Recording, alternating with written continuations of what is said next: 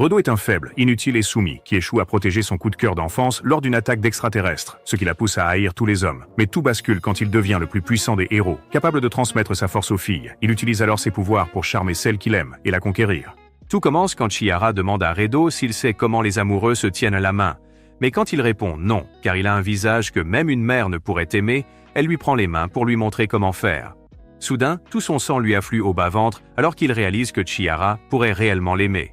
À ce moment précis, une créature extraterrestre s'approche d'eux, et ce qui se passe ensuite aura un impact majeur sur leur vie.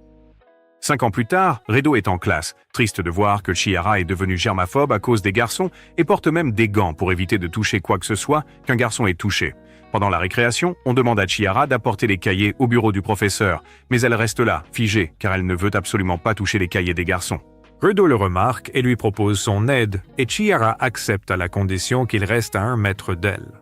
Alors qu'il marche vers le bureau du professeur, Redo essaie de lui dire qu'il l'aime toujours, peu importe à quel point elle a pu changer. Mais la petite folle commence à piquer une crise, affirmant qu'il ne sait absolument rien d'elle. Elle se retourne alors brusquement pour partir, seulement pour trébucher dans les escaliers comme une idiote. Redo l'attrape instinctivement par derrière pour la sauver, mais il finit par la toucher. Sympa, ce qui les laisse tous les deux profondément embarrassés.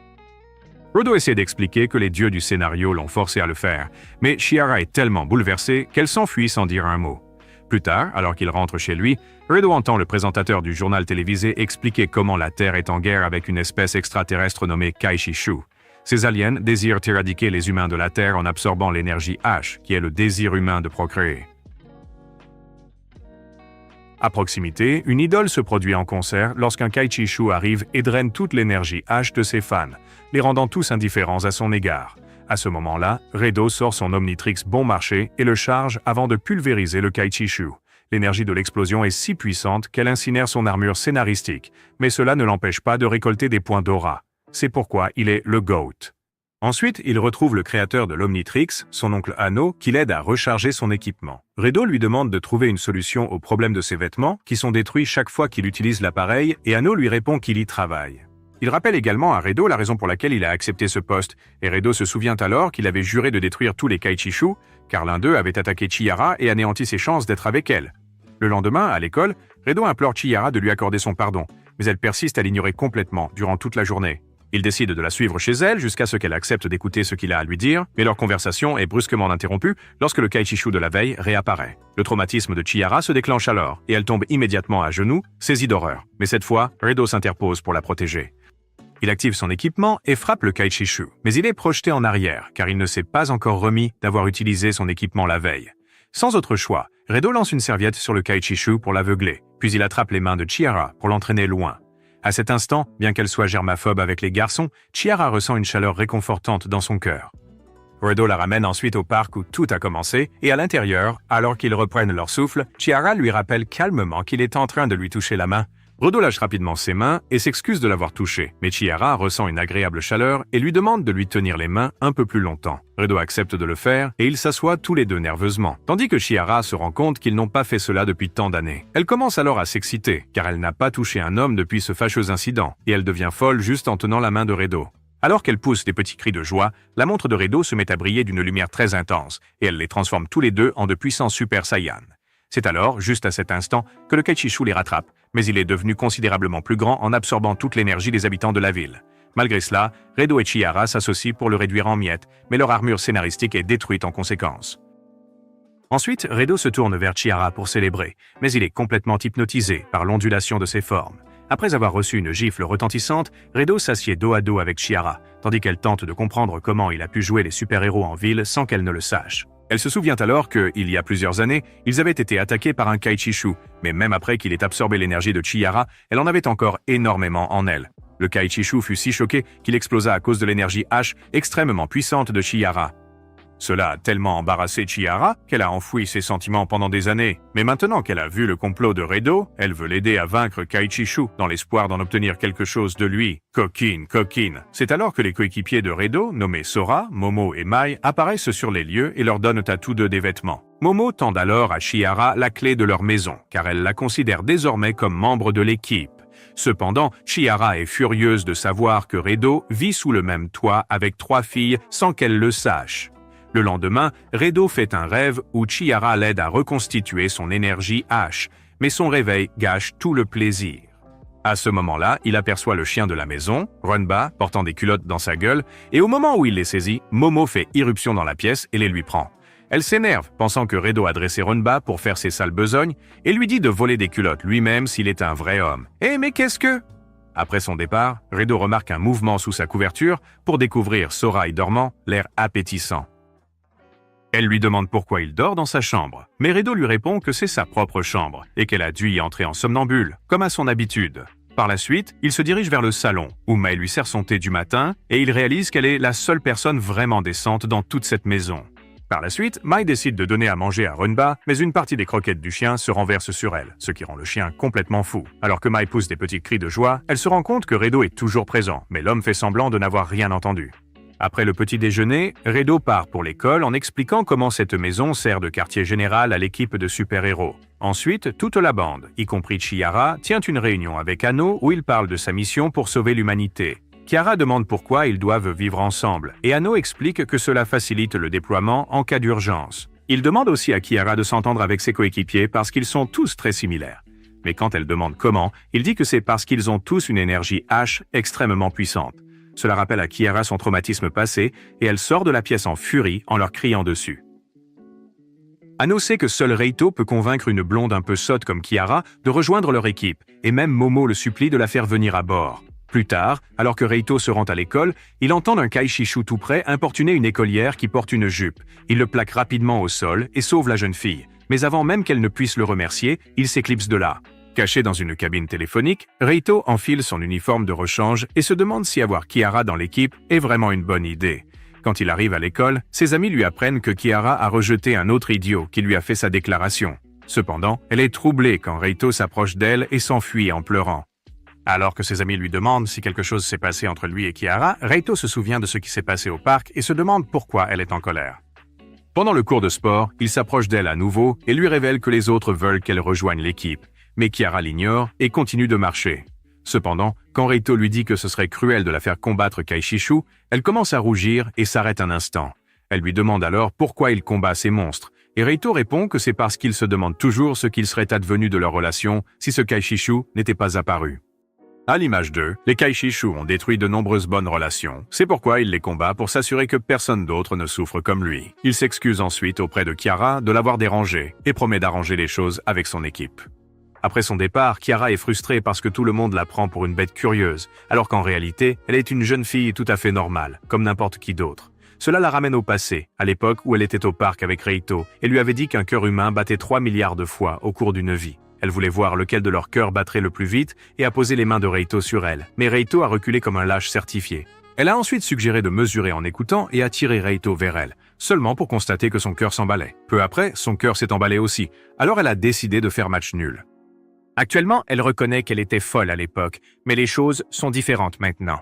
C'est alors qu'elle entend les étudiants hurler qu'un monstre est apparu, mais Kiara, inspirée par les paroles de Reito, choisit de le combattre. En arrivant sur le terrain, elle voit le Kaishishu sur le point de dévorer le même jeune homme qu'elle a rejeté ce matin. Ce dernier prétend qu'il aimait Kiara, mais qu'elle lui a brisé le cœur. Et pour cette raison, il ne veut même pas affronter le Kaishishu.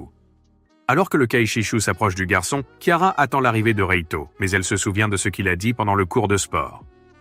Motivée, elle décide de régler les choses avec le garçon qu'elle a rejeté et demande au Kaishishu d'abord d'absorber son énergie H. Le Kaishishu tourne son attention vers Kiara, mais elle tient bon bien qu'elle tremble de peur. Juste à la dernière seconde, Reito apparaît sur scène et utilise son équipement pour repousser le Kaishishu, les laissant tous deux sans armure scénaristique.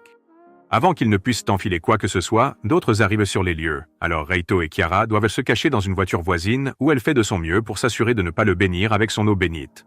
Après le départ des autres, ils sortent tous les deux de la voiture et mettent des vêtements. Kiara se remémore alors tous les moments agréables et joyeux passés avec Reito avant l'incident et elle prend conscience qu'elle pourrait le récupérer si elle accepte de rejoindre leur équipe. Elle annonce alors à Reito qu'elle combattra Kaishishu à ses côtés et quand il lui demande la raison, elle répond qu'elle ne peut absolument pas leur pardonner ce qu'ils ont commis. Mais elle pose une règle. Il ne doit pas utiliser les filles pour accumuler de l'énergie H, et Reito accepte la condition. Mais juste à ce moment-là, un coup de vent la dévoile aux yeux de Reito. Alors elle lui cogne la tête contre le béton et lui dit d'oublier de jamais plus la toucher. Ensuite, elle s'excuse auprès du garçon qu'elle a rejeté plus tôt, puis demande à Reito de la raccompagner chez elle. Une fois là-bas, elle s'excuse aussi auprès des filles pour son impolitesse, et elle l'accepte joyeusement dans l'équipe. Tandis que Momo fait visiter la maison à Kiara, Reito se dirige vers sa chambre et s'effondre sur son lit. Il réalise enfin qu'il va vivre avec la fille qu'il aime. Mais sa rêverie est interrompue par le son de l'alarme d'urgence. Alors qu'un gigantesque Kaishishu fait son apparition en ville, le lit de Reito s'ouvre pour révéler un tunnel secret qui le conduit tout droit vers les bains des femmes. Au moment où il se retrouve sur Kiara, elle pousse un hurlement à plein poumon. Cela fait charger son équipement et déclenche une attaque d'une puissance dévastatrice qui finit par frapper le Kaishishu géant, l'éliminant sur le champ. Quelques jours plus tard, Reito est à la poursuite d'un groupe de Kaishishus responsables du vol d'armures scénaristiques en pleine ville. Soudain, les Kaishishu l'aveuglent avec leur paix rose, mais Momo apparaît et refuse de les laisser s'échapper. Elle utilise ses pouvoirs pour en éjecter un du bâtiment où Kiara s'entraîne à être aussi inutile que Sakura. Alors que le Kaishishu reprend des forces, Momo motive Kiara à en finir avec lui. Alors Kiara charge son poing pour le faire exploser. Cependant, elle ne parvient pas à canaliser son énergie H, ce qui permet aux Kaishishu de s'en tirer grâce à leur armure scénaristique. Après être rentrée chez elle, Kiara se sent gênée de ne pas s'être montrée utile, mais Mae lui dit de ne pas s'en faire. Momo lui demande sans détour si elle l'a fait récemment, mais quand Kiara dit non, Momo lui dit que c'est le seul moyen d'accumuler de l'énergie H. Elle sort alors ses magazines de Johnny Sins pour venir en aide à Kiara, mais quand Kiara affirme que ces magazines sont pour les personnes sans aucune honte, Momo s'énerve. Alors que Mai la retient, Momo explique que si les autres les jugent bizarres et étranges, elle prend son travail avec un très grand sérieux, car le monde entier compte entièrement sur elle, c'est pourquoi elle ne peut absolument pas laisser Kiara la traiter de personne sans vergogne. Plus tard, Momo s'enferme dans sa chambre et se remémore ses notes parfaites à l'école, et comment elle courait plus vite qu'un bouseux sur la piste. Pourtant, chaque garçon qui lui plaisait finissait toujours par tomber sous le charme de sa sœur, car elle avait des courbes généreuses. Frustrée de son manque d'atouts, elle tombe sur une émission qui suggère qu'un bain au lait de soja et un massage par un homme l'aideront à développer sa poitrine. Alors, le lendemain, pendant que tout le monde partait à l'école, Momo se dirige vers la douche et se verse du lait sur tout le corps. Ce soir-là, Reito rentre le premier à la maison et décide de prendre une douche, seulement pour découvrir Momo trempée dans du lait de soja. En le voyant, elle décide de sortir de la douche, mais elle n'a plus aucune force dans son corps et retombe directement dans la baignoire. Elle demande de l'aide à Reito, et le gars, à contre-cœur, lui passe les bras sous la forte poitrine pour la tirer de là. Pourtant, ils finissent tous les deux dans la baignoire, où Momoe lui demande instinctivement s'il aime les femmes avec des formes. Réalisant ce qu'elle vient de dire, elle devient nerveuse et bredouille qu'elle a pris un bain de lait de soja parce qu'elle a vu une émission qui disait que ça l'aiderait à grandir. Reito comprend ce qui se passe, mais il fait semblant de ne pas comprendre et lui demande pourquoi elle buvait du lait en se douchant. Au même instant, son Agir commence à briller, alors il se lève et part avant que sa troisième jambe ne se dresse et ne la fasse partir. Voyant cela, Momoe commence à se sentir plus confiante, car elle réalise que Reito croit en plat et justice. Elle se souvient du jour où elle a rencontré Anu pour la première fois, qui voulait la recruter, mais elle pensait qu'il l'avait prise pour sa sœur. Cependant, Anu lui a assuré qu'elle seule possédait les qualités nécessaires pour être une héroïne, et ce fut la première fois que Momoe réalisa qu'elle pouvait faire quelque chose que sa sœur ne pouvait pas. Cette nuit-là, au retour de Chiharu chez elle, Momoe l'intercepte et lui assure que, même si elle n'a pas beaucoup de forme, elle peut tout de même plaire aux garçons car plat, c'est la justice. Elle lui révèle également qu'elle continuera à développer son corps, mais seulement pour découvrir que la fameuse technique du lait de soja s'est révélée être un mythe. Le lendemain, Chiharu est dans le vestiaire quand son amie Yuna se met à pleurer parce que quelqu'un a volé sa culotte porte-bonheur qu'elle avait apportée pour son rendez-vous. À ce moment-là, Chiharu aperçoit les Kaishi voleurs d'intrigue et court après eux en maillot de bain à travers les couloirs de l'école. Elle se rappelle qu'elle avait été embarrassée par les mêmes Kaishis quelques jours auparavant, mais ses pensées sont interrompues quand Reito la rejoint dans la poursuite. Quand elle lui demande comment il a appris l'existence des Kaishis, il lui dit que la nouvelle de sa course effrénée, les gâteaux à l'air, s'est vite répandue. Reito lui dit ensuite qu'il va s'en occuper, ce qui fait penser à Chiharu qui laisse vraiment colle. Reito réduit alors les Kaishis en miettes et récupère le plan qu'ils avaient volé. Mais à ce moment précis, un groupe de jeunes filles apparaît et l'accuse d'être le voleur. Étonnamment, Chiharu prend sa défense et leur explique que Reito a en réalité aidé à attraper le véritable voleur. Elle rend alors l'intrigue à Yuna, qui le serre dans ses bras en pleurant parce qu'elle peut enfin sortir avec son petit ami. Chiharu lui demande alors de lui rendre l'appareil en l'aidant à acheter de l'armure d'intrigue, et les filles sont excitées parce que Chiharu s'intéresse enfin à de telles choses. Après avoir fait les magasins, Chiharu et son ami décident de déposer Yuna avec son rendez-vous, seulement pour apprendre qu'elle est en fait une Scissor Sister qui joue dans l'autre équipe. Cette nuit-là, Reito se réveille et trouve Chiharu dans sa chambre, et les choses s'intensifient quand elle retire sa veste pour lui montrer la nouvelle série de complots qu'elle a achetée aujourd'hui. Elle lui dit alors de ne pas se faire de fausses idées, car cela fait partie de son travail, et tandis qu'elle est allongée dos à dos avec lui, elle se souvient qu'ils ont déjà dormi comme ça. À l'époque, c'était l'hiver, et ils s'étaient tous les deux endormis sous le kotatsu en faisant leurs devoirs. Peu après, Reito s'est réveillé et a vu que Chiharu dormait aussi, alors il a décidé de lui dessiner sur le visage pour lui faire une blague. Cependant, alors qu'il s'approchait de son visage, Chiharu se réveilla soudainement et commença à le taquiner, pensant qu'il allait l'embrasser. Quand il lui expliqua qu'il voulait juste dessiner sur son visage, Chiharu tendit son visage en avant et lui dit de faire ce qu'il voulait. À ce moment-là, Reito fut extrêmement troublé et finit par gribouiller sur sa main, ce qui fit réaliser à Chiharu que c'était un vrai lâche. Actuellement, Chiharu ne comprend pas pourquoi elle pense au passé quand elle sent soudainement les mains de Reito mesurer son corps. Au début, elle le laisse faire pour rassembler ses forces. Mais quand les choses vont trop loin, elle lui hurle de ne pas dépasser les bornes. C'est alors qu'elle réalise que c'était en fait Sora qui avait encore somnambulé dans sa chambre, pensant que c'était la sienne. Quand Sora se réveille, Reito lui dit que c'est sa chambre. Alors, quand elle demande pourquoi Chiharu est là, on lui dit que Chiharu a aussi fait du somnambulisme ici. Chiharu court alors nerveusement dans sa chambre, où elle se plaint de n'avoir rien accompli malgré tant de planification. Elle frappe ensuite sa tête d'oreiller avec colère, ce qui épuise toute son énergie. Elle réalise aussi que sa nouvelle armure scénaristique est également détruite, ce qui la pousse à pleurer à chaudes larmes. Pendant ce temps, la reine de Kashishu apprend que plusieurs de ses troupes ont été vaincues par les super-héros. Alors, elle ordonne à ses soldats d'élite de les éliminer, afin de pouvoir enfin prendre le contrôle de l'humanité. Plus tard, Mia rêve d'être enlevée par un Kashishu ressemblant à une fourmi qui lui demande d'abandonner ses camarades. Quand Meg refuse, le Kashishu projette une substance acide sur son corps qui corrode ses vêtements. Alors qu'elle s'apprête à affronter une raclée, elle est réveillée par son réveil et Runba qui lui lèche le ventre. Alors qu'elle se dirige vers la salle de bain pour se préparer, Reito la rejoint, mais elle est étrangement surprise par sa présence. Plus tard, alors qu'elle se rend à l'école, son cœur bat la chamade. À ce moment-là, son ami Chia lui tape sur la jupe pour révéler la couleur de son armure scénaristique, à la grande frustration de Mai. Chia lui demande aussi pourquoi elle ne porte pas ses collants noirs, et Mai répond qu'elle avait un peu chaud aujourd'hui. Plus tard, pendant le cours de calligraphie, Chia écrit comme une véritable artiste, puis elle rejoint Mai pour voir comment elle se débrouille. Quand Mai commence à se comporter étrangement, Chia lui chatouille les pieds, mais Mai se met à faire des bruits joyeux et sème la confusion dans toute la classe. Pendant le cours de danse, Chia éclipse toutes les autres avec ses mouvements parfaits, tandis que Mai a beaucoup de mal à trouver son centre de gravité. Quand elle tombe, Chia se précipite pour s'assurer qu'elle va bien, mais les autres filles commencent à bavarder sur la façon dont Mai cause toujours des problèmes à Chia. Pendant le déjeuner, Chia essaie de remonter le moral de Mai en lui rappelant qu'elle a ses propres talents, surtout ceux qu'elle a sur la poitrine.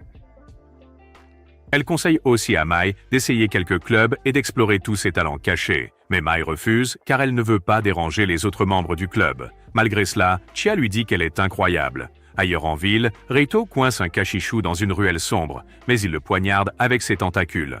Peu après, l'alarme d'urgence retentit à l'école de Mai, et tous les élèves reçoivent l'ordre de se précipiter au gymnase. À ce moment-là, Mai est avec Chia, mais lorsqu'elle sent un Kashishu à proximité, elle s'éclipse discrètement pour le combattre. Le Kashishu est maintenant plus grand après avoir absorbé l'énergie, et il reconnaît également la montre au poignet de Mai, ce qui confirme qu'elle est une super-héroïne. Le Kashishu glisse alors ses tentacules sous son pull, mais Mai le déchire aussitôt. Elle apprend ensuite que le tentacule sectionné a sa propre conscience et réalise rapidement que c'est en fait Reito. Elle lui demande comment il est arrivé là, et Reito lui révèle que ce Kashishu peut transformer tout être humain qu'il touche en tentacule. En voyant tous les tentacules sur son corps, Mai réalise alors que tous ces êtres sont en fait des élèves de l'école, attendant d'être secourus. Après que le Kaiseichu confirme que sa théorie est correcte, il lance une attaque contre Mai, mais Mai tient bon et utilise ses pouvoirs pour repousser le Kaiseichu. Ce faisant, elle ne détruit pas seulement sa propre armure scénaristique, mais elle rend aussi à Redo sa forme humaine. Alors que Redo offre du fanservice, toutes les autres filles retrouvent également leur forme humaine, ce qui le pousse à fuir pour sauver sa vie. Pendant que Mai reprend son souffle, Cheetah observe la scène depuis l'intérieur de l'école et est heureuse que Mai ait trouvé quelque chose où elle excelle. Ce soir-là, à la maison, Redo est allongé sur le canapé et fait défiler Reddit quand Kiara se tient au-dessus de sa tête et s'excuse pour ce qui s'est passé l'autre soir. Alors qu'il lève les yeux directement vers son roasted beef, Kiara recule rapidement et commence à se sentir gênée. Pendant qu'elle se dispute, Sora s'avance calmement vers Kiara et appuie là où ça fait mal, déclarant qu'elle a trouvé son héroïne idéale. Confuse, Kiara demande à Mai ce que Sora manigance, et Mai pense qu'elle s'est prise d'affection pour Kiara. À ce moment-là, Momo apparaît et révèle que Sora dessine quelque chose dans son carnet depuis un bon moment, mais elle ne laisse personne le voir. Mai suggère alors d'y aller doucement avec Sora, car une fois que tout le monde se connaîtra, ils s'amuseront beaucoup plus à vivre dans cette maison. Pour accélérer le processus, Momo sort du lait de soja du frigo et essaie de le faire boire de force à Kiara, mais essaie rapidement de le lui arracher des mains, mais cela fait renverser le lait sur ses cuisses. Runba sent l'odeur du lait et bondit rapidement sur elle, et Momo décide d'en faire une vidéo TikTok. Pendant qu'elles sont occupées, Kiara décide de rendre visite à Sora dans sa chambre afin de mieux la connaître. Cependant, elle découvre un livre d'art suspect devant sa porte, mais Sora surgit rapidement et tente de le cacher.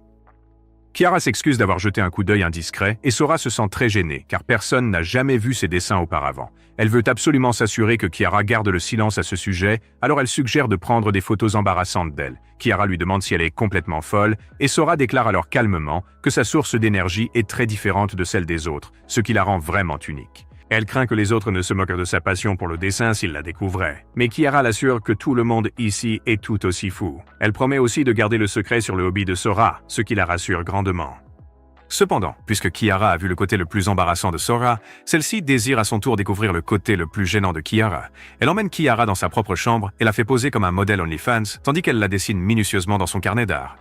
À ce moment précis, l'alarme d'urgence se déclenche et les super-héros reçoivent l'ordre de s'occuper du Kaiseshu qui vient d'apparaître en ville. Redo fait irruption précipitamment dans la pièce pour les avertir, mais il glisse malencontreusement sur la flûte et tombe la tête la première dans la fontaine de jouvence de Sora. Kiara s'énerve qu'il soit entré sans frapper et lui administre une bonne correction pour cela. Pendant ce temps, la Kaiseshu se trouve dans une librairie qui vend des exemplaires non censurés de Redo of Healer et envoie ses sbires pour dévorer tous les livres. Peu de temps après, l'équipe de héros arrive, et Sora est furieuse de découvrir sa librairie préférée complètement détruite. Au moment où la Kaiseshu apparaît, Redo se lance à sa poursuite, tandis que Sora utilise ses pouvoirs pour neutraliser les sbires. Elle explique ensuite que son équipement de héros matérialise son énergie sous la forme d'elle, ou de tout ce qu'elle peut imaginer. Elle demande alors à Kiara d'emmener la propriétaire du magasin en sécurité pendant qu'elle reste sur place pour s'occuper des sbires restants. Sans qu'elle ne le sache, le propriétaire du magasin est avec les Kaiseshu et injecte une dose d'anesthésiant à Kiara. Juste au moment où Redo achève les derniers Kaiseshu, Sora arrive en courant pour lui annoncer que Kiara a été kidnappée. Sans perdre un instant, le reste de l'escouade de héros se prépare à une mission de sauvetage. Alors qu'elle quitte la maison, Momo leur dit qu'elle n'est pas sûre du taux de réussite de leur plan, car elle pourrait très bien tomber dans un piège. Elle suggère aussi qu'elles rechargent leurs énergies avant de partir, et les filles acceptent sa suggestion. Momo tire ensuite les filles à part et leur explique comment elle compte accumuler son énergie H, et son plan est si étrange que Mai et Sora rougissent, rien qu'en l'entendant.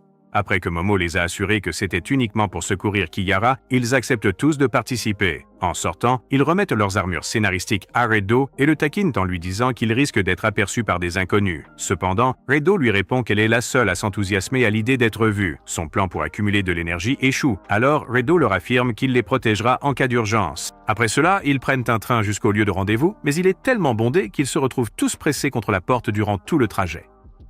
Pendant ce temps, Kiara, ligotée, demande à son ravisseuse pourquoi elle soutient les Kaiseshu alors qu'elle est humaine. Celle-ci lui révèle alors qu'elle se faisait passer pour l'une d'eux.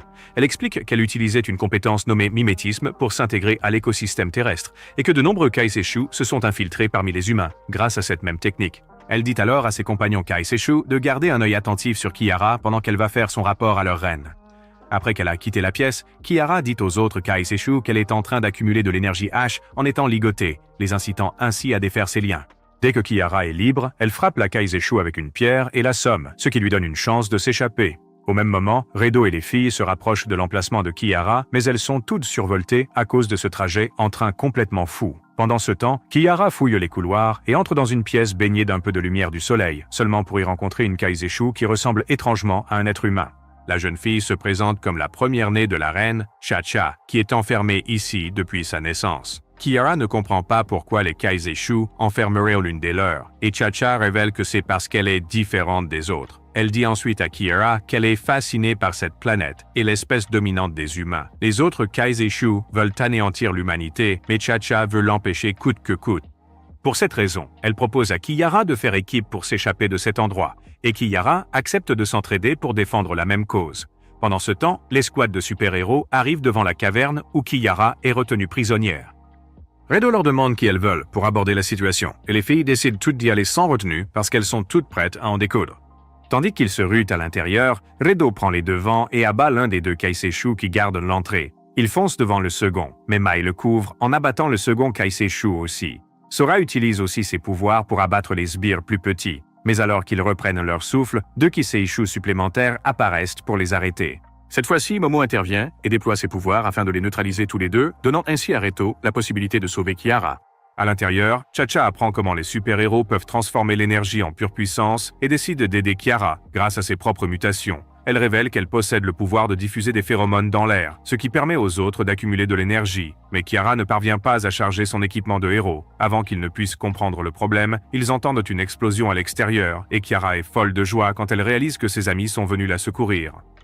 Elle dit à Chacha qu'ils seront bientôt tirés d'affaire, mais leur moment est brusquement gâché lorsque le Kiseishu de tout à l'heure revient pour enlever Kiara. Lorsque Chacha tente d'aider, la Kiseishu la repousse violemment et se moque d'elle pour avoir tenté de se lier à un humain. Elle lui dit aussi qu'elle est inutile et n'est en vie que parce que la reine a eu pitié d'elle, la laissant totalement brisée. La Kiseishu entraîne ensuite Kiara hors de la pièce, mais Kiara lui promet de revenir la chercher. Alors que Reto s'approche de la base ennemie, la Kiseishu fait son apparition, tenant Kiara comme bouclier humain, et avertit Reto de ne pas faire un seul pas de plus. Elle déclare aussi qu'elle absorbera toute l'énergie de Kiara jusqu'à ce qu'elle n'ait plus aucune volonté de vivre. Et Reto réalise enfin qu'il n'a pas d'autre choix que de brandir le drapeau blanc. Il éteint son équipement de héros pour montrer qu'il ne les combattra pas, car malgré sa promesse de tous les anéantir, il ne peut pas se permettre de perdre Kiara. Il regrette ce jour où il n'a pas réussi à la protéger et admet qu'il a toujours cru qu'avoir beaucoup d'énergie était une bonne chose. Il lui demande d'être honnête avec elle-même et cela ramène Kiara à une journée pluvieuse où elle et Reto s'étaient abrités dans le parc. Pendant qu'ils attendaient à l'intérieur, Kiara lui a raconté la tradition de la Saint-Valentin, où une fille offre des bonbons aux garçons qu'elle apprécie. En entendant cela, il a rougi, et il a avoué qu'il aimerait beaucoup en recevoir d'elle. Cependant, quand Kiara a dit qu'elle n'en avait pas apporté, Reto fut déçu, mais fit semblant d'être nonchalant. Kiara vit clair dans son jeu, et lui dit qu'elle lui apporterait des bonbons au festival. Pendant le festival, Kiara espérait que Reto réponde à ses sentiments pour qu'elle puisse vivre une vie amoureuse normale avec lui. Mais son rêve d'amour fut brisé par l'invasion des Kiseishu. Folle de rage, Kiara se libère et assène un violent coup au visage du Kiseishu. Et le choc est si puissant que Momo et les autres comprennent aussitôt qu'elle a utilisé ses pouvoirs. Après avoir épuisé toute son énergie, Kiara s'effondre, mais Reto la rattrape rapidement avant qu'elle ne touche le sol. Alors que le palais s'écroule, Chacha accepte de mourir là et est heureuse que Kiara s'en soit sortie vivante. Mais Reto surgit au dernier moment et la sauve d'être écrasée. Une fois les filles sorties saines et sauves, Reto est introuvable et Kiara s'en veut, pensant qu'elle l'a fait tuer. Cependant, Momo et les autres lui assurent que Reto est une vraie dure à cuire, et c'est grâce à elle qu'ils ont finalement vaincu le Kiseishu. À ce moment-là, les filles entendent la voix de Reto appelant anxieusement à l'aide et se précipitent pour le voir écrasé par un sosie de Kiara. Il s'avère que cette beauté est Chacha, transformée en sosie de Kiara, qui les informe que leur guerre contre Kiseishu ne prendra fin qu'après avoir vaincu sa mère, la reine. Elle veut les aider dans leur mission, alors elle se charge d'aider Reto à accumuler de l'énergie H chaque matin. Alors qu'ils retournent au laboratoire, Anno est surpris de voir une version portoricaine de Kiara et se demande si c'est une blague. Cependant, Chacha dissipe tous les doutes en se transformant en sa forme originale, ce qui pousse Anno à la placer en quarantaine pour des recherches. Kiara leur demande de ne pas l'enfermer car elle souhaite découvrir le monde extérieur, mais Anno n'en est toujours pas convaincu. Kiara lui explique alors que Chacha peut aussi les aider à produire de l'énergie en restant près d'eux, et Chacha démontre ses pouvoirs en exposant les fesses tremblotantes de Kiara. Suite à cela, Anno accepte que Chacha reste avec les super-héros pour la nuit, à condition qu'elle respecte toutes les règles. Le lendemain, chez elle, Kiara tente de s'amuser follement avec Chacha en le faisant se transformer en Reto, afin qu'elle puisse accumuler de l'énergie H. Cependant, c'est trop pour elle, alors elle le fait se transformer en Runba. Kiara affirme alors qu'il n'est plus nécessaire d'accumuler de l'énergie, étant donné qu'ils ont déjà vaincu les Kiseishu, mais Chacha lui rappelle que les attaques ne cesseront pas tant que la reine n'aura pas été mise hors d'état de nuire. Par la suite, Chacha se promène dans les couloirs et tombe sur Reto. Elle lui demande alors quelle est la source de son énergie. Reto hésite à lui révéler que c'est Kiara, alors elle utilise ses pouvoirs pour absorber son corps dans le sien afin de découvrir ce qui le rend si enthousiaste. Chacha entre ensuite dans la chambre de Meg et Reto lui explique que Meg est la membre la plus calme et la plus mature de toute leur équipe. Quand Chacha s'approche d'elle, elle est effrayée, pensant qu'un Kiseishu a infiltré leur base. Cependant, lorsque Chacha lui saute sur les genoux, elle devient toute joyeuse et se met à le caresser. Alors que Mai serre Chacha dans ses bras, Reto se rend compte que ses sens sont liés à Chacha, et il a l'impression de faire du motorboating avec la poitrine de Mai. Reto s'efforce de ne pas trop s'exciter, mais Chacha suppose qu'il a besoin de plus d'action, alors elle se jette dans la vallée de silicone de Meg. Cela propulse Mai au 7e ciel, alors Chacha décide de la laisser tranquille et de passer à sa prochaine victime. Elle trouve Momo faisant des étirements dans sa chambre et lui propose de l'aider. Momo accepte, mais à condition qu'elle se transforme en une version maman d'elle-même pour qu'elle puisse voir à quoi elle ressemblerait. Ensuite, Chacha l'assiste pour ses étirements, mais Momo se met soudainement à avoir des spasmes, ce qui laisse Reto complètement perplexe, car ils n'ont absolument rien entrepris jusqu'à présent. C'est alors qu'ils apprennent que la transpiration de Chacha peut également générer de l'énergie H chez les êtres humains, et cela pousse Momo à un tel extrême qu'elle en perd la raison. Après avoir atteint ses objectifs, Chacha se précipite dans la chambre de Sora, mais Sora cache rapidement son carnet de dessin, ce qui rend Chacha curieuse. Elle aperçoit d'une manière ou d'une autre l'une de ses poses préférées et réalise son souhait avant de descendre. Reto en a assez et décide de lui révéler sa source d'énergie, mais Chacha l'ignore complètement et entre dans le bain où elle tombe nez à nez avec Kiara. Kiara l'invite alors à prendre un bain avec elle, sans se douter un instant que Reto se trouve à l'intérieur du corps de Chacha. Peu après, Kiara commence à se sentir étourdie et tente de quitter le bain, mais elle finit par s'effondrer lourdement sur le sol de la salle de bain. Chacha est déjà au courant des sentiments de Reto pour Kiara, alors elle se métamorphose dans le corps de Reto et décide de s'approprier la virginité de Kiara. Reto comprend que cette situation n'est pas acceptable et parvient d'une manière ou d'une autre à reprendre le contrôle de son propre corps, disant à Chacha qu'il aurait Kiara, mais selon ses propres conditions. À ce moment précis, son corps retrouve sa forme physique originelle et surprend même Chacha. Mais leur manigance exaspère Kiara au plus haut point, qui leur administre une bonne raclée pour s'être joué d'elle. Ailleurs, un Kiseshu révèle que leur reine a disparu depuis une semaine, mais cela n'empêchera pas les Kiseshu de suivre les ordres. Alors qu'elle s'apprête à lancer une attaque dévastatrice contre les humains, Kiara surgit sur les lieux et la met hors d'état de nuire grâce à ses pouvoirs. Cependant, la Kiseshu réplique en crachant une substance gluante et collante sur le corps de Kiara, ce qui la fait se sentir étrangement mal à l'aise. Au moment où Reto la rejoint, Kiara commence à avoir un comportement très étrange, alors il la ramène immédiatement chez elle et contacte Anno. Anno explique que Kiara est confrontée à un état de régression, ce qui veut dire que son corps est resté identique, mais que son esprit est revenu plusieurs années en arrière. Reto lui demande alors comment il pourrait ramener Kiara à son état normal, et Anno suggère d'attendre une journée pour voir si les effets se dissipent d'eux-mêmes. Ensuite, Reto retourne au salon où il découvre Kiara se comportant de manière complètement folle, exactement comme elle le faisait autrefois. Le lendemain en classe, tout le monde est stupéfait de voir Kiara, qui détestait pourtant les garçons, être maintenant constamment collée à Reto, comme elle l'était par le passé. Alors que les amis de Reto se demandent ce qui se passe réellement, l'un d'eux explique que ces deux-là étaient déjà comme ça il y a quelques années, et qu'ils ont peut-être simplement renoué leur relation. Plus tard, pendant le cours de sport, l'instructeur demande aux élèves de choisir un partenaire, et Kiara saute immédiatement sur Reto pour commencer à le masser. Quand Reto réalise qu'elle n'a aucune armure scénaristique, il la traîne à l'infirmerie et lui dit de mettre des bandages autour de sa poitrine. Kiara est toujours en régression et commence à le taquiner en lui demandant pourquoi il se soucie autant d'elle. Reto admet timidement qu'il n'aime pas quand d'autres garçons la reluquent, alors Kiara récompense son honnêteté en lui offrant une vue. Elle lui permet même de la frapper, et l'esprit de Reto commence à recréer 50 nuances de grès avec elle. Cependant, il prend peur à la dernière seconde et l'attache avec des bandages. À ce moment-là, Kiara redevient normale et au lieu de le gronder, elle lui dit timidement de retourner en classe. Après un certain temps, Kiara retourne en classe et dit timidement à tout le monde qu'elle agissait étrangement pour voir comment les autres réagiraient. À ce moment-là, Yuna la prend dans ses bras et lui dit qu'elle l'aimerait toujours, même si elle devenait la prochaine Lana Rhodes.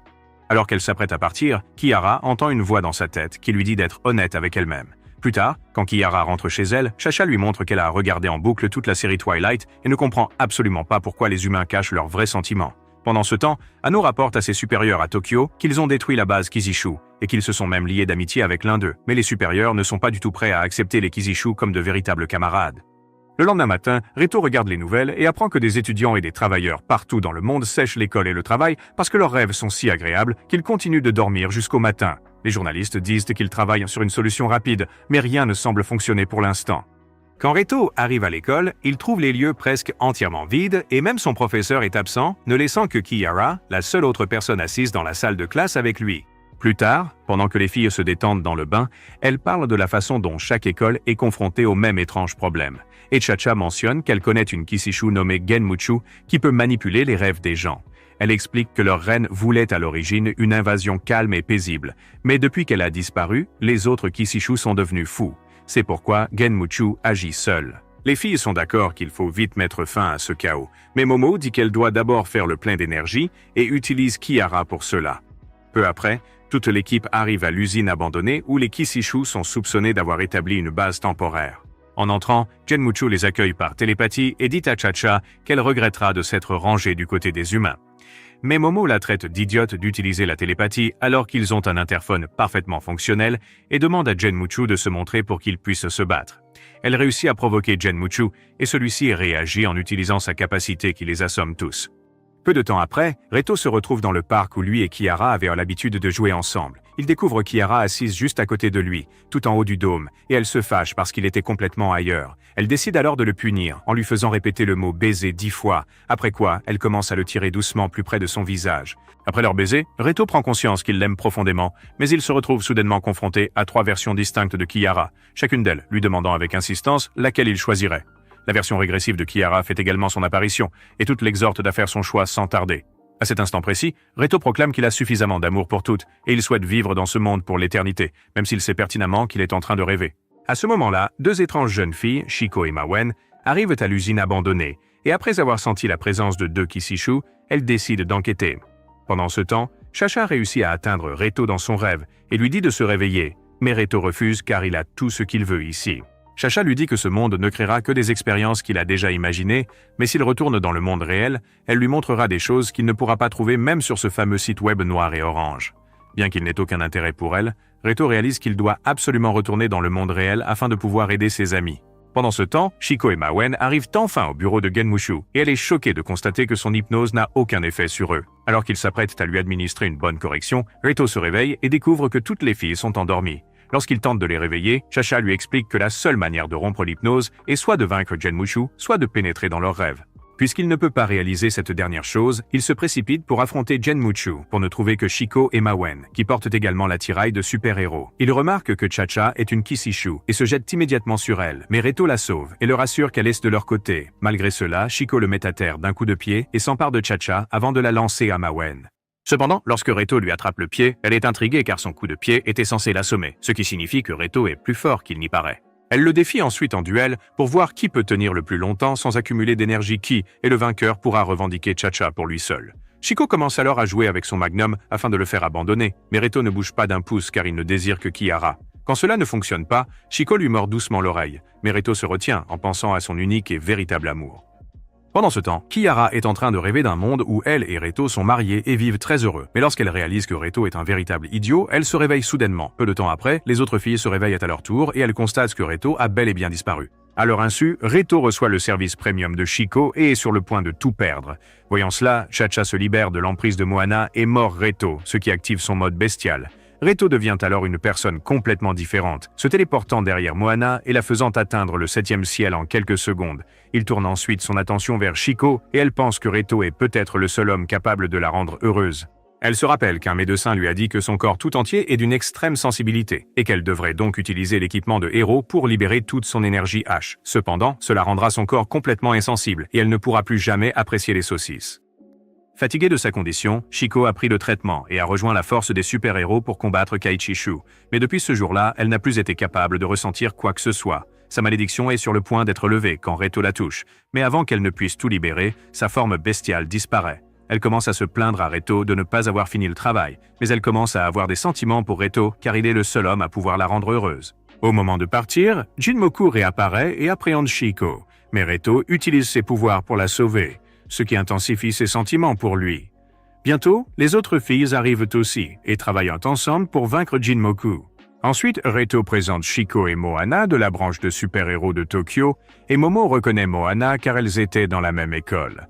Reto demande alors à Shiko si elle compte toujours kidnapper Chacha et Shiko lui dit qu'elle reviendra pour sa proie avant de partir. En réalité, elle est obsédée par Reto et veut créer de l'énergie H avec lui.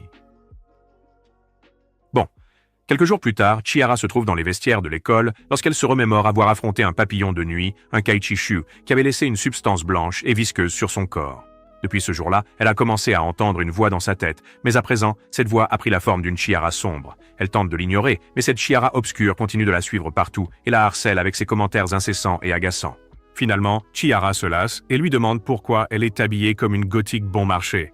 Et la Chiara sombre lui répond que son apparence est basée sur la conscience de la vraie Chiara, ce qui signifie qu'elle apparaît ainsi parce que Chiara le veut. Chiara tombe dans le déni et dit à la sombre Chiara d'arrêter de lui parler, mais elle réalise alors que Reto se trouve juste à côté d'elle. Reto croit qu'elle lui parle et tombe immédiatement dans un profond désespoir, s'excusant de l'avoir dérangée. Avant que Chiara ne puisse dire quoi que ce soit, la sombre Chiara la pousse dans les bras de Reto, ce qui les fait rougir tous les deux. Reto lui demande alors pourquoi elle agit si bizarrement, mais elle lui dit que ce n'est rien.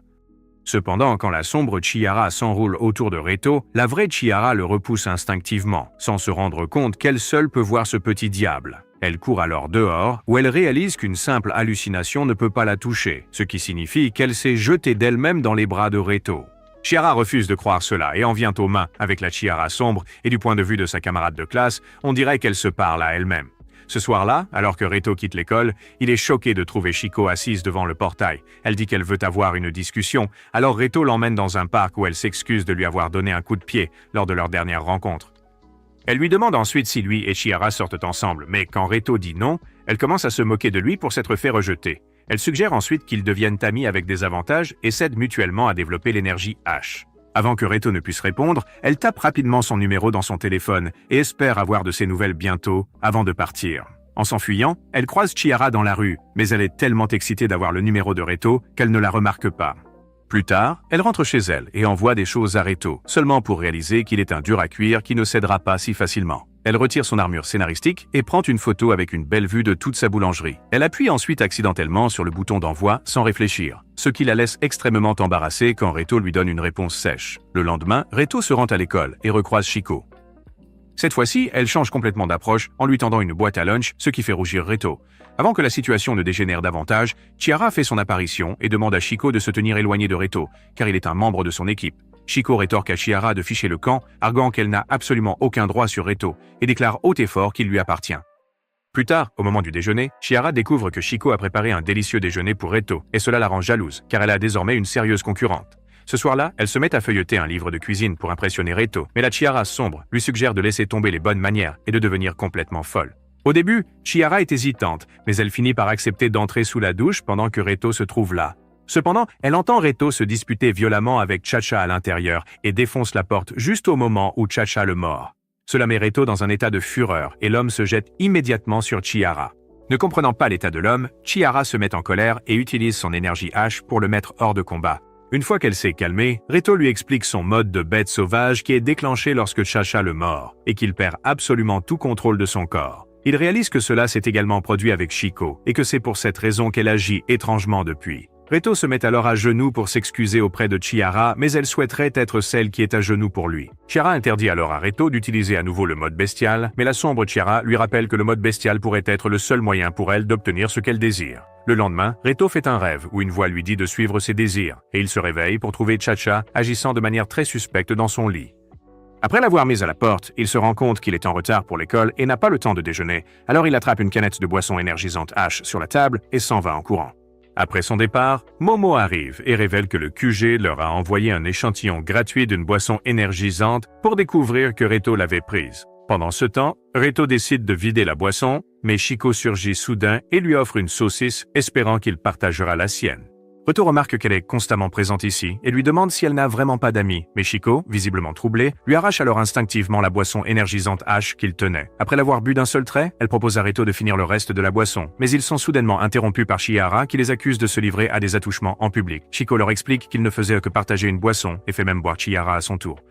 Ensuite, Chihara s'installe à côté de Reto, et les filles commencent à se taquiner mutuellement en transpirant abondamment. Peu après, elles se mettent à agir comme si elles étaient ivres, et se lancent un défi de karaoké. Et Reto réalise enfin qu'elles ont toutes les deux bu une boisson énergisante A. Une fois arrivées au palais, Reto part leur chercher des boissons, et les filles décident que celle qui le fera produire le plus d'énergie A sera la gagnante de ce concours. Quand Reto revient, il découvre les jeunes filles en costume de soubrette, mais il tente de garder son sang-froid. Cependant, les filles se blottissent contre lui et lui suggèrent d'utiliser leur gorge pour bien d'autres choses que le chant. Mais Reto rejette fermement leur proposition. Alors que Reto joue la première chanson, Chiko approche son visage extrêmement près de lui, ce qui fait monter une partie de son énergie H. Peu de temps après, ils deviennent tous les deux complètement fous, chargeant finalement son énergie jusqu'à 300%. Finalement, ils perdent tous connaissance et se réveillent avec une gueule de bois épouvantable. Tandis que Kihara rentre chez elle, elle reproche à Dark Kihara de l'avoir entraînée dans de gros ennuis, mais celle-ci lui répète qu'elle ne peut absolument pas contrôler ses propres actions et qu'elle ne fait que réagir à ce que Kihara ressent déjà au fond d'elle. Elle suggère même de s'entendre car elle n'est pas son ennemie, mais Kihara la rejette et demande pourquoi elle est apparue. Kihara obscure lui rappelle qu'elle a fait une promesse oubliée et elle est là pour s'assurer que Kihara et Reto finissent ensemble. Quelques jours plus tard, Anno emmène toute l'équipe en vacances à la plage et leur révèle que le séjour a été financé par le quartier général. Cela les inquiète immédiatement, car ils craignent que ce soit un stratagème délibéré pour enlever Chacha, mais Anno les rassure en disant que Chacha est en sécurité. Ensuite, Anno les dépose à la plage et les filles enfilent immédiatement leur maillot de bain, impatientes de piquer une tête. Sora vérifie son téléphone et réalise qu'elle n'a jamais entendu parler de cette plage auparavant, bien que ce soit un endroit très connu des touristes. Pendant que Mai installe la serviette, les filles se précipitent vers l'eau et Kihara se détend sur sa bouée, mais Momon la retourne et lui fait goûter l'eau de mer. Alors que Kiyara sort, elle voit un concombre de mer sur sa main et le secoue, le faisant atterrir dans la main de Sora. Sora lui dit que les concombres de mer sont inoffensifs, alors quand elle essaie de le caresser, il lui projette de l'eau sur tout le visage. Juste à ce moment-là, elles entendent Mai crier et se précipitent vers son emplacement, seulement pour la voir se faire prendre en embuscade par plusieurs concombres de mer, avec toute la plage couverte de ces êtres visqueux. La petite équipe se précipite vers le complexe hôtelier et procède à son enregistrement. Mais la réceptionniste leur fait savoir qu'ils n'ont pas eu le moindre client depuis une éternité. Lorsque Mai l'informe de la situation concernant les concombres de mer, elle leur révèle que, de manière tout à fait soudaine, réapparurent un jour, et même après les avoir fait exterminer, ils revenaient sans cesse. Elle révèle alors que les exterminateurs doivent venir aujourd'hui, juste au moment où Shiko entre par la porte d'entrée avec son équipe. Pendant que les deux groupes commencent à se disputer, Redo erre dans les couloirs, cherchant le hall d'entrée. C'est là qu'il rencontre un fanboy nommé Tomo qui cherche les toilettes, et après que Redo lui ait indiqué où elle se trouve, le garçon voit l'équipement sur le bras de Redo. Après avoir confirmé que Redo est un super-héros, il se met immédiatement à l'aduler avant de s'éclipser car il a besoin d'aller aux toilettes. Pendant ce temps, Shiko se plaint d'être là pour travailler, alors que Redo et son équipe sont en vacances, ce qui les amène à se demander si cela faisait partie du plan du quartier général. À ce moment précis, Redo revient avec Tomo et est présenté à Yona, la 4e membre de l'équipe de Shiko et la coordinatrice de la branche de Tokyo. Tous ensemble, ils retournent à la plage, où Moana utilise son odorat pour découvrir qu'il n'y a pas de Kasei-shu dans la région. Yona révèle que d'autres personnes ont repéré des êtres ressemblant à des Kasei-shu dans la zone, alors ils devraient éliminer tous les concombres de mer, juste au cas où. Pendant ce temps, l'équipe de Redo discute de la possibilité que quelqu'un cache des extraterrestres dans la mer et utilise des nuisibles pour éloigner les gens. Ils acceptent tous de les aider à nettoyer la plage, mais ils constatent que l'équipe de Tokyo a déjà commencé sans eux. Yona explique alors que ces nuisibles dépendent énormément de l'eau et qu'ils perdent toute consistance s'ils sont asséchés. Leur plan est d'exterminer toutes ces créatures jusqu'à l'arrivée du Kasei-shu, et pendant que les filles se jettent dans la mêlée, les garçons, eux, décident de rester tranquillement à l'écart. Redo dit à Tomo que ça fait du bien d'avoir un garçon dans les parages, pour changer, et Tomo lui explique que les super-héros masculins sont plutôt rares parce qu'ils accumulent moins d'énergie H. Il se demande aussi ce qu'ils feront si jamais un Kasei-shu venait à apparaître, et Redo lui répond de ne pas s'inquiéter du tout, car il a fait le plein de son énergie H en regardant des méchants aux intrigues complexes sur la plage.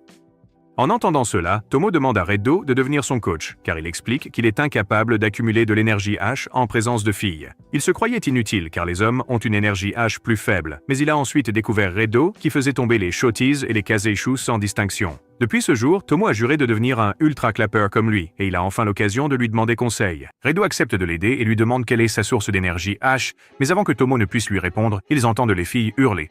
En se précipitant vers la plage, il les trouve toutes couvertes de dizaines de parasites répugnants et une Kasei-shu se tient menaçante au-dessus d'elle. Elle révèle alors que ces créatures ont la capacité de drainer l'énergie H en mordant des points sensibles et qu'il ne faudra pas longtemps avant que toutes les jeunes filles ne soient complètement asséchées.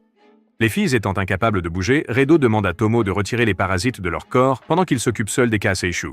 Cependant, quand il ne parvient pas à recharger son équipement de héros, il réalise que 2 de ces parasites s'étaient accrochés à son dos et l'avaient déjà complètement vidé de son énergie. Après que Tomo les ait retirés, Redo se retrouve avec très peu d'énergie, il demande alors à Tomo de prendre les choses en main et de sauver tout le monde. Lorsque Tomo manifeste une certaine réticence, Redo l'assure qu'il ne le jugera pas quant à sa source d'énergie H, lui donnant ainsi la confiance nécessaire pour agir. Puis soudainement, Tomo pousse Redo dans le groupe de filles et révèle qu'il accumule de l'énergie H en observant les autres. Sur ce, l'équipement de Tomo commence à briller, et il libère une puissante décharge qui anéantit les Kasei-shu. Plus tard, Yona remercie les filles d'avoir aidé Tomo à se confier sur sa source et les invite même à la succursale de Tokyo afin de leur montrer toute sa gratitude. Pendant ce temps, Tomo remercie également Redo de l'avoir aidé et Redo le remercie à son tour de les avoir sauvés des Kasei-shu. Tomo fait ensuite l'éloge de Redo pour son corps très musclé, alors Redo lui conseille de faire de la musculation pour qu'il ne ressemble plus à un fanboy. Le lendemain, Redo se réveille et constate que tous les vêtements de Tomo sont en désordre, alors il décide de les ranger avant que Tomo ne se réveille. À ce moment-là, Momoe et Shiko entrent dans la pièce et supposent que Redo voit le drapeau arc-en-ciel, alors elles le ramènent à la raison en lui faisant sentir quelque chose de doux et mou. Ensuite, la réceptionniste apprend que les héros ont réglé le problème de parasites, alors elle leur offre un excellent petit déjeuner pour leur montrer sa gratitude. Pendant qu'ils mangent, Yona invite officiellement l'équipe de Redo à une visite de Tokyo et chacun d'eux énumère les endroits qu'ils veulent absolument y voir. Avant de partir, ils appellent Tano pour le prévenir, mais Ano a fait des heures supplémentaires, alors il s'endort sur son bureau. Après un moment, Chacha commence à le secouer parce qu'elle a faim et qu'il ne l'a pas nourri. Quand Ano se réveille, elle le réprimande pour l'avoir affamé après qu'elle l'ait aidé à développer les nouvelles tenues de héros. Ano s'excuse, disant qu'il est impatient de montrer à Redo ce qu'ils ont préparé, mais Chacha lui dit d'arrêter de jacasser et de la nourrir d'abord. Pendant ce temps, l'équipe de héros arrive à Tokyo et est choquée de voir à quel point la ville est développée comparée à la leur. À leur insu, Shiko a utilisé son équipement de héros pour mesurer leur niveau d'énergie H. Ces résultats montrent que Kiara est bien en avance sur tout le monde et qu'elle n'est devancée que par Redo. Shiko dit alors que marcher en grand groupe crée une foule, donc elle propose de se diviser en 2 groupes pour l'éviter. Elle souhaite apparier le score d'énergie H le plus haut avec le plus bas, mais Kiara refuse de révéler ses chiffres, ce qui déjoue le plan de Shiko. Ils le décident avec un pierre-feuille-ciseau, et Yona et Tomo se retrouvent avec Mai, Sora et Redo, tandis que Moana se retrouve avec Momoka, Kara et Shiko.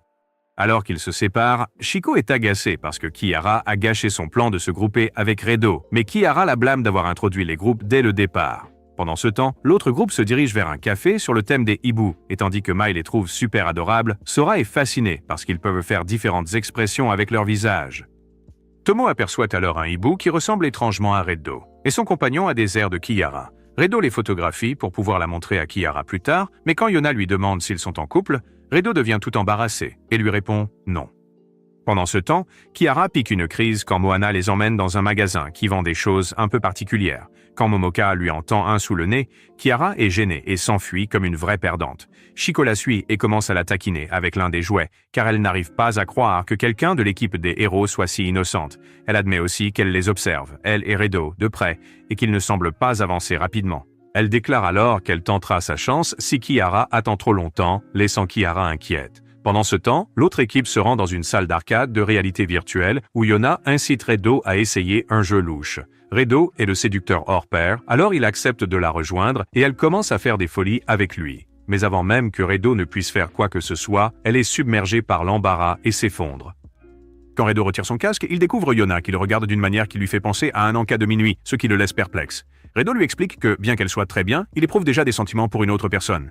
Yona tente alors de lui faire comprendre qu'elle n'a absolument aucun sentiment d'amoureux pour lui et qu'elle essayait simplement d'accumuler de l'énergie, car Shiko lui avait affirmé que c'était une pratique courante chez les héros. Cependant, elle a maintenant appris que Shiko lui avait menti et l'avait fait passer pour une fille de la rue. Elle s'excuse auprès de Redo de ne pas avoir demandé avant, mais Redo lui dit que ce n'est pas grave, car on lui a menti. Quand elle commence à se sentir gênée, Redo la réconforte en lui disant qu'ils ne sont pas bizarres et que tout cela est pour sauver l'humanité. Ensuite, ils se retrouvent à la gare où Redo s'accorde une pause pour aller aux toilettes. Cependant, il se perd en chemin et tombe nez à nez avec Kiara, ce qui lui fait prendre conscience qu'ils sont tous les deux des idiots partageant le même neurone. N'y ayant personne d'autre aux alentours, ils décident de prendre le train ensemble. Et tandis qu'ils sont assis maladroitement côte à côte, Kiara ne cesse de penser que Shiko va lui voler Redo. Redo lui parle ensuite de la grotte du hibou et lui montre même une photo du hibou qui lui ressemble. Il lui demande alors où elles sont allées et Kiara évite la question parce qu'elles se sont rendues dans un magasin bien particulier. À cet instant précis, elles atteignent leur arrêt et Kiara se précipite à l'extérieur sans réaliser qu'elle a fait tomber sa broche à l'intérieur du train. Une fois dehors, Redo se rend compte qu'elle a perdu son épingle à cheveux et se précipite au bureau pour en informer les autorités. Et Kiara ne peut absolument pas comprendre pourquoi il en fait toute une histoire. Elle a le sentiment que cette épingle à cheveux a une certaine importance pour elle, mais elle ne parvient pas à se souvenir pourquoi. Plus tard, il fouille le train de fond en comble, et Redo est soulagé de la retrouver. Ensuite, il remercie le contrôleur de les avoir autorisés à chercher, et celui-ci suppose qu'ils sont en couple. Il leur demande également d'appeler leurs parents, mais quand Redo affirme qu'ils vont bien, il est convaincu que le jeune homme va connaître l'amour ce soir, et lui souhaite bonne chance. Tous les trains étant partis, Redo décide d'appeler Anno pour qu'elle vienne les récupérer. Et alors qu'ils commencent à marcher, Redo essaie de prendre la main de Kiara. Cependant, elle se retourne soudainement et lui demande s'il sait quelque chose concernant l'épingle à cheveux. Elle admet que ses souvenirs d'avant l'attaque de Kishishu sont assez flous, donc elle ne peut pas se souvenir comment elle l'a eu. Mais Redo lui dit de ne pas s'inquiéter, car ce n'est pas du tout important. Cependant, elle lui prend doucement la main et implore une explication. Redo lui dit alors qu'il lui a donné la broche comme gage de leur relation. À l'époque, ils marchaient tous les deux vers l'école, et Redo évitait constamment Kiara parce qu'il cachait son cadeau d'anniversaire dans sa poche. Après les cours, Redo a laissé une lettre dans son casier et lui a demandé de le retrouver derrière l'école. La lettre était apparemment une demande en mariage, mais c'était une farce car Redo voulait lui rendre la monnaie de sa pièce pour l'avoir toujours taquiné. Cependant, Kiara s'est soudainement mise à rougir et a accepté de l'épouser, lui faisant comprendre que son plan s'était retourné contre lui. Il lui a donné l'épingle, espérant qu'elle comprendrait la blague, mais Kiara n'a pas vu le piège et a cru qu'il voulait l'épouser. Une fois qu'il a fini de lui raconter l'histoire, la Kiara sombre apparaît et la pousse à tenter sa chance. Kiara demande alors à Redo pourquoi cela lui importe si ce n'était qu'une blague, et Redo répond qu'il a changé d'avis à cause de sa réaction. Il se souvient aussi qu'après l'incident de Kishishu, il l'a vue porter l'épingle et lui a demandé si elle voulait rentrer chez elle avec lui, mais elle l'a froidement repoussé. Kiara comprend enfin tout et commence à paniquer, en réalisant qu'elle et Redo sont fiancés depuis tout ce temps. Elle se tourne alors vers la sombre Kiara et lui demande pourquoi elle ne lui avait pas tout raconté plus tôt. Mais juste avant qu'elle ne puisse poursuivre leur discussion, elles entendent un léger bruissement derrière elle. elles se mettent à se demander s'il s'agit d'un simple chat ou d'un Kishishu, et Kiara s'accroche à Redo, prise de peur. Au final, il s'avère que c'est un raton laveur qui se met à fouiller dans le sac de Kiara avec curiosité. Après qu'il s'échappe, Redo est choqué de voir un objet bizarre tomber du sac. Kiara essaye d'expliquer que ça appartient à Sheiko, mais Redo pense qu'elle est juste gênée et lui dit qu'il est naturel pour elle d'avoir envie d'amour. Quand Kiara s'énerve, elle libère de l'énergie et détruit accidentellement ses vêtements. Quand Redo lui offre sa veste, elle l'attire rapidement dans ses bras derrière le banc parce qu'elle sent quelqu'un passer. Après leur départ, Kiara réalise qu'elle a refoulé ses émotions trop longtemps et qu'il est maintenant temps d'être enfin elle-même. Elle dit alors à Redo qu'elle veut qu'il redevienne comme avant et qu'une fois qu'ils auront fini d'éliminer tous les Kishishu, elle lui donnera une réponse à la proposition qu'il lui a faite il y a toutes ces années. Redo commence à paniquer car cela signifie qu'il pourrait enfin concrétiser avec Kiara. Il décide alors d'appeler son oncle pour qu'il vienne les récupérer. Mais quand Anno ne répond pas, ils pensent que leur seule option est de passer la nuit dans un hôtel. Cependant, au tout dernier moment, Redo suggère de prendre un taxi pour rentrer chez eux, ce qui fait rire Kiara. Au même moment, la reine de Kishishu obtient un corps humain et déclare qu'elle mettra un terme à cette bande de marginaux connus sous le nom de super-héros. Pendant ce temps, lorsque Redo et Kiara rentrent enfin chez eux, il fait déjà grand jour. Chacha les accueille à la porte et demande à Kiara s'ils ont fait du yoga hier soir. Kiara lui a dit que rien ne s'était passé, alors Chacha passe à autre chose et leur annonce qu'ils iront rendre visite à Anno chez elle pour une surprise. Redo mentionne alors qu'Anno n'a pas décroché son téléphone depuis hier soir, alors ils décident de la rappeler plus tard. Plus tard, Redo fait exploser un Kishishu, mais avant qu'elle ne disparaisse complètement, elle poignarde Redo avec son dard. Alors que Chacha le rejoint, Redo affirme qu'il ne ressent aucune différence malgré la piqûre. Mais à ce moment précis, quelque chose commence à bouger dans son pantalon. En quelques secondes, sa saucisse se transforme en belette et s'enfuit. Quoi? Alors Chacha révèle que Redo se transformera peu à peu en femme s'il n'attrape pas la blette à temps. Chacha lui apprend également que la blette sera perdue à tout jamais si elle n'est pas capturée à temps, alors Redo se lance immédiatement à sa poursuite. Pendant ce temps, la reine de Kishishu s'infiltre discrètement parmi les rangs humains et lance même sa propre campagne électorale pour le poste de gouverneur en ville. Alors que Redo parcourt la ville, il commence peu à peu à prendre une apparence plus féminine, mais après quelques heures, il parvient à attraper la belette. Il la sort du sac pour la rattacher là où le soleil ne brille pas, mais l'écureuil lui échappe des mains une fois de plus. Alors qu'il le pourchasse dans le salon, Mai rentre chez elle et demande à Redo comment il s'appelle. Il se rend compte qu'il est désormais méconnaissable, alors il se présente comme la petite sœur de Redo, Hiro. Mai l'invite à prendre le thé, mais Redo ressent une envie pressante et se précipite aux toilettes, où Kiara et Momo sont en train de donner le bain à Runba. Reto, ignorant cela, entre dans la salle de bain, alors Mai le suit et le présente comme étant Hiro. Mai, qui connaît la vraie Hiro, fait remarquer qu'elle a beaucoup grandi depuis la dernière fois qu'elle l'a vue. À ce moment précis, Runba met la main sur la belette de Reto et se met à la poursuivre tout autour de la baignoire, ce qui fait glisser Kiara et tomber sur Momo. Étant donné qu'ils sont déjà trempés, ils décident de prendre un bain, ce qui surprend grandement Reto. Momo invite également Reto à les rejoindre, et une fois tous dans la baignoire, Kiara révèle qu'elle, Reto et Hiro avaient l'habitude de jouer ensemble lorsqu'ils étaient plus jeunes. Kiara lui demande alors si Reto a quelqu'un qui l'apprécie, mais elle panique aussitôt, car elle semble désespérément vouloir qu'il l'aime. En se faisant passer pour Hiro, il lui dit que même si lui et Reto n'évoquent jamais leurs sentiments, il sait très bien que Reto éprouve les mêmes sentiments qu'autrefois. Peu après, Momo remarque la belette dans le bain et décide de la laver également. Cependant, elle ne réalise pas du tout ce qu'elle tient réellement, et cela fait atteindre de nouveaux sommets au jeune homme. À cet instant précis, Reto tente de s'échapper, mais il glisse sur le sol et la belette se remet alors en position. Immédiatement après, Reto retrouve son corps d'homme. Kiara, elle, rougit, réalisant que Reto venait de lui faire une déclaration d'amour. Pendant qu'il le frappe, Sora regarde les informations et apprend que le nouveau gouverneur a fait arrêter Anno parce qu'il figure sur les dossiers Epstein. Sora appelle aussitôt tout le monde et ils s'inquiètent tous pour la sécurité d'Anno. À ce moment-là, Chacha sort une clé USB et révèle qu'Anno la lui a donnée au cas où il lui arriverait quelque chose. Il connecte ensuite la clé à son équipement de héros et télécharge les fichiers, ce qui lui permet d'enfiler une combinaison spéciale qui ne sera pas détruite quand il utilisera ses pouvoirs. Comme la combinaison était faite avec les cheveux de Chacha, elle augmente aussi l'énergie, et le projet a eu un tel succès qu'Anno en a fait une pour chacun d'eux. Avant qu'elles ne puissent l'essayer, elles reçoivent un appel du quartier général, et Reto leur annonce que la situation est grave. Pour leur propre sécurité, on leur ordonne de ramener leurs équipements de héros chez elles, car l'équipe est dissoute pour une durée indéterminée. Une semaine plus tard, Reto se détend tranquillement chez lui, et Hiro n'est toujours pas habitué à sa présence.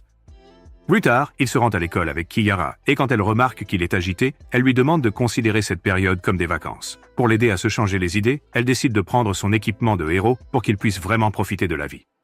Plus tard, en cours, l'amie de Kiara lui confie qu'elle a le béguin pour l'ami de Reto, et que si elle les invite, Reto et lui, au festival de feux d'artifice, cela paraîtra naturel, mais lui donnera aussi l'occasion de se déclarer. En rentrant chez elle, Kiara invite Reto au festival, et il accepte de l'accompagner.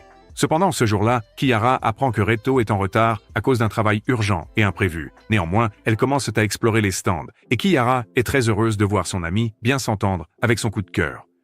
Elle s'excuse alors pour aller aux toilettes, mais la file d'attente est si longue qu'elle choisit de se soulager dans un étang tout proche pour y découvrir Reto se reposant près d'un arbre. L'homme a l'air d'avoir été percuté par un camion, et il révèle qu'un Kaisei-shu l'a tabassé parce qu'une blonde idiote a pris tout son équipement. Malgré ses blessures, il comprend soudain le plan de Kaisei-shu et décide de se précipiter à l'endroit précis où les feux d'artifice sont situés. En chemin, il aperçoit 2 des ouvriers assommés et un 3e qui supplie le Kaisei-shu de ne faire de mal à personne. Il s'avère que le Kaisei-shu veut faire exploser les humains avec de la poudre à canon. Quand Reto tente d'intervenir, Kiara lui demande de ne pas le faire, car le quartier général leur a interdit les activités de héros. Reto lui dit qu'il n'en a rien à faire d'eux et ne chasse le Kaisei-shu que pour protéger l'amour des autres. À ce moment-là, Kiara appelle Dark Kara et la supplie de l'aider. Kiara Obscure prend possession de son corps, puis embrasse Reto sur la joue, ce qui la transforme immédiatement en sa nouvelle forme de super-héroïne. Sur ces entrefaites, Kiara repousse le Kaisei-shu au loin et le spectacle pyrotechnique se déroule comme prévu. Kiara restitue également à Reto son équipement de héros, et peu de temps après, le reste de l'escouade fait son apparition, ayant suivi la trace du Kaisei-shu qu'elle avait réussi à vaincre. Ils expliquent que même si leur unité avait été officiellement dissoute, ils n'ont jamais cessé de faire leur travail et leurs missions les ont naturellement réunis à nouveau. Un peu plus tard, ils voient l'affiche de la gouverneure Mogana sur le mur, et Chacha a l'impression qu'elle la connaît. Reto pense que des Kaisei-shu ont infiltré le gouvernement pour les arrêter, et le seul moyen d'être sûr est de trouver où vit Mogana. Avant cela, ils étaient dans un café où Reto a dit au groupe que Chacha a le pouvoir de repérer les Kaisei-shu déguisés. Kiara a fait remarquer que l'exposer en public et révéler Mogana n'était pas la meilleure idée, alors Chacha a suggéré de lui rendre visite en privé. Suivant ses conseils, ils ont tous décidé de prendre un taxi et de faire suivre la voiture de Mogana alors qu'elle rentrait chez elle. En chemin, Reto remarque que Chacha a l'air triste et lui en demande la raison. Elle lui dit qu'elle se sent inutile, mais Reto l'assure qu'elle est une partie essentielle de l'équipe. Ce soir-là, ils arrivent à la maison de Mogana, mais ils envisagent comment se rapprocher. Chacha se porte volontaire pour prendre les devants, et même quand Mai lui dit que c'est dangereux, elle insiste pour leur prouver à quel point elle peut être utile. Elle sait aussi qu'ils viendront la secourir si les choses tournent mal, alors elle se déguise en une séduisante livreuse et sonne à la porte de Mogana. Mogana ouvre la porte, l'air absolument délicieux, et en prenant la boîte des mains de Chacha, elle lui touche accidentellement la main. Étrangement, Chacha entre dans une sorte de transe et la suit à l'intérieur, laissant le reste du groupe complètement perplexe. Il se précipite immédiatement à l'intérieur de la maison et découvre Chacha, visiblement mal à l'aise, immobile dans une pièce obscure. Au moment précis où ils pénètrent, les lumières s'allument soudainement et ils aperçoivent Mogana étreignant Chacha avec un immense sourire. En jugeant cette scène inattendue, l'équipe comprend alors que Mogana est la mère de Chacha, ce qui fait d'elle également la reine de Kaisei-shu. Mogana décide alors d'emmener Chacha dans une autre pièce, mais Reto, impatient, tente de la projeter au loin. Elle esquive son attaque avec désinvolture et en partant, elle leur dit qu'elle ne les laissera pas quitter cet endroit. Elle ajoute également que cette pièce a été conçue pour absorber l'énergie, donc peu importe leurs efforts, ils ne pourront pas s'échapper d'ici. Après son départ, Momo se demande si Chacha les a trahis, mais Mai est fâchée que Momo ait même pensé à ça. Elle explique ensuite que Chacha n'était pas elle-même à ce moment-là et ils sont tous d'accord qu'ils doivent la sauver. Pendant ce temps, Chacha dîne avec Mogana, qui ne cesse de jacasser sur son projet de conquérir le monde, tandis que Chacha ne manifeste absolument aucun intérêt pour ses plans. Voyant cela, Mogana s'approche de Chacha, la plongeant de nouveau dans une transe, et lui annonce qu'elle va la gaver d'une immense énergie qui sera prise à ses amis. Après que ses amis sont menacés, Chacha se libère de la transe et dit à Morgana qu'elle ne la laissera jamais leur faire de mal. De retour dans la pièce, l'équipe est sur le point de renoncer à quitter la salle, mais Momo leur parle de la méthode secrète et interdite qu'ils n'ont pas encore essayée. Redo est tout de suite décontenancé et leur déconseille fortement, mais Chihara insiste pour qu'il tente l'expérience bien qu'elle n'ait absolument aucune idée de quoi il s'agit. Momo lui révèle alors qu'il s'agit d'une activité de groupe et Chihara change aussitôt d'avis, du tout au tout. Cependant, comme tout le monde semble être d'accord, elle propose d'éteindre complètement les lumières afin qu'ils ne puissent pas distinguer la personne assise à leur côté et laisser ainsi leur imagination s'emballer. Pendant qu'ils participent tous aux Jeux Olympiques des monstres, Chacha se précipite vers la pièce pour les libérer, mais elle est interceptée à mi-chemin par Morgana. Elle donne à Chacha une dernière chance de choisir son camp, et Chacha décide de se ranger du côté des super-héros. À cet instant précis, leurs 8 énergies atteignent de nouveaux sommets, et ils font exploser la porte, ce qui pousse Chacha à courir dans leurs bras. Là-dessus, les super-héros décident d'affronter la reine. Alors elle invoque une créature géante aux allures de pieuvre qui les retient pendant qu'elle s'échappe de la maison. Redo et Chihara sont les seuls à être libres, alors Mai les aide dans l'espoir qu'ils arrêteront Morgana. Ensuite, le monstre absorbe l'énergie des autres et grossit, rendant impossible de le vaincre. Cependant, Chacha prend la décision de mordre les 3 individus afin d'activer leur mode bestial, ce qui provoque l'explosion du monstre. Pendant ce temps, Redo et Chihara sont à la recherche de la reine, lorsqu'elle apparaît soudainement derrière Chihara et le mord violemment. Quand Redo arrive à leur hauteur, il constate que Chihara a complètement perdu le contrôle de son corps et tente de l'étrangler. À cet instant précis, Redo réalise qu'il ne peut absolument pas perdre 2 fois la personne qu'il aime le plus au monde, alors il commence à énumérer toutes les choses qu'il aime profondément chez Chihara. Cela permet à Chihara de reprendre le contrôle de son propre corps, et elle récompense Redo en lui donnant une bonne claque sur la tête. Après cela, ils rechargent leur équipement de héros tous les deux et se préparent à affronter Morgana, qui est devenue un monstre géant à tentacules. Une fois leur attaque réussie, Morgana admet que c'est la meilleure énergie qu'elle ait jamais ressentie, et qu'elle était le fruit d'une fusion entre 2 êtres humains. Après qu'elle est projetée au loin, Redo demande immédiatement à Chihara si elle acceptera d'être avec lui, maintenant que la guerre est finie. Cependant, Chihara lui dit de garder son arme rangée car ils doivent encore s'occuper des Kaikseshu restants sur la planète. Chihara affrontera-t-elle un jour ses vrais sentiments pour Redo ou mourra-t-il sans amour comme vos gars? Faites-le nous savoir dans les commentaires. Laissez un like si vous voulez voir plus de mamans pulpeuses et regardez cette vidéo à l'écran.